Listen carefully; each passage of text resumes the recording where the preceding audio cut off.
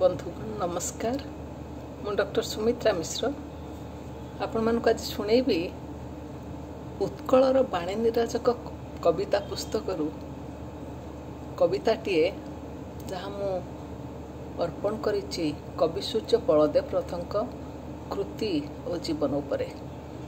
शुणन्तु कविता कविसूर्य बलदेव।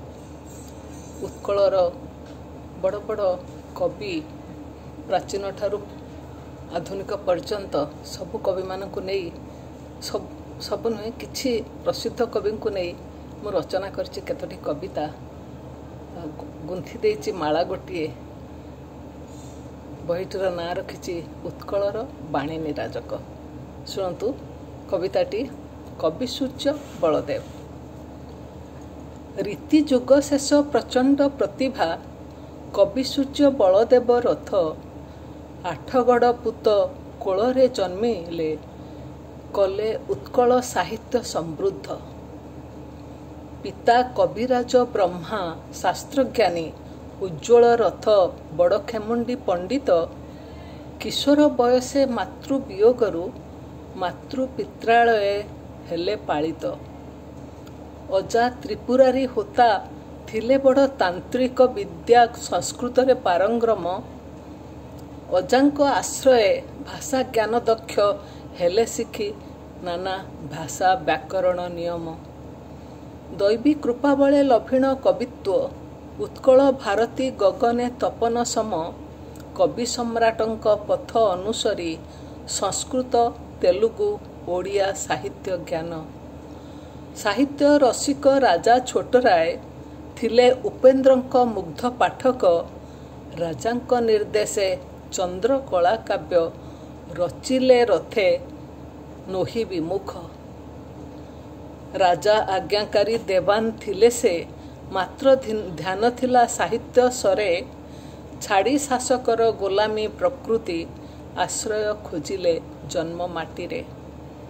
आठगड़ राजा श्री हरिचंदन नैष्ठिक वैष्णव साहित्य प्रेमी तांकरी शरणे बलदेव रथे रचिले अनेक कविता संगीत धर्मी। चंपू चौतीसा भजन जणाण हास्य व्यंगभरा असंख्य गीत किशोर चंद्रानन चंपू अटे तांक श्रेष्ठ कृति जार भाव अति महत।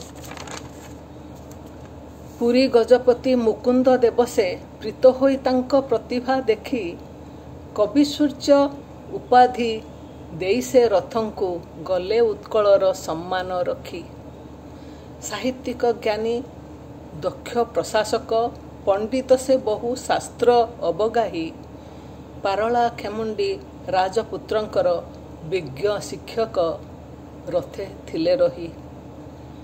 पुरातन आउ आधुनिक जुग संजोग सेतु समसे थिले। संगीत रे जेणु प्रगाढ़ प्रवेश बहु प्रकार संगीत से रचि नथिले। काव्य रचनार कवच कुंडल भंज परि मुग्ध करिनी तांकु। सरल भाषा रे संगीत मिसाई रचिले किशोर चंद्रानन चंपू। रसघन सेही ग्रंथटी रहिछि राधाकृष्ण प्रीति भाव उच्छ्वल। सुगठित पुणी सुशोभित चंपू लोकप्रिय अति प्रणयोच्छल। संगीतमय से प्रणय नाटिका परमार्थिक प्रेम वर्णना। दूतिका ललिता चरित्रटी खंजी 34 चंपू कले रचना।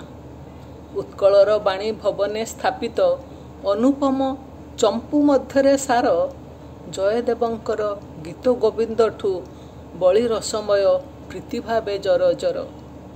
विचक्षणतांक शब्द संयोजना रागिणी रे भरा अनवद्य ग्रंथटीए कवि दरबारे बढ़ाइला मान। कविसूर्यंकर श्रेष्ठ कृति सीए। संगीत जुगर सूर्य रूपे हुई उत्कल भारती साहित्य नभे। ओडसी संगीत धारा बुहाइले जपी राधाकृष्ण भक्ति स्वभावे। रीति और रसर समन्वय करी नवजुग पाई रखिले पथ। देशीय भाषा को मिसाई उचांगे चौपदी मान रचिगले रथ। राधाकृष्ण प्रेम मिलन विरह प्रतीक्षा उपेक्षा अनुराग अभिमान व्यंग मिशाइण हास्यरस संगे रचिले ललित कवितार पदमान। वचन चातुरी कल्पना विलास पल्लवित तांक काव्य ओ कवितावली अलंकरणर आधार रचित सावलील पुणी नाटकीय पद्यावली। हास्य कल्लोल नामक कविता राजांकु हसाइबा उपलक्ष्य करी सर्प जणाण जे अनन्य जणाण जगन्नाथंकु गाली देले से मन भरी। बाधिला जानी क्षमा एबे भी रहिची उत्कल जनक हृदय साइता निधि। रत्नाकर चंपू प्रेमोदय चंपू क्षीरमय सिंधु जेमा जीवबंधु भजन आदि। पुरठारु पल्ली उत्कल जनक मुखरे देले से संगीत मधु।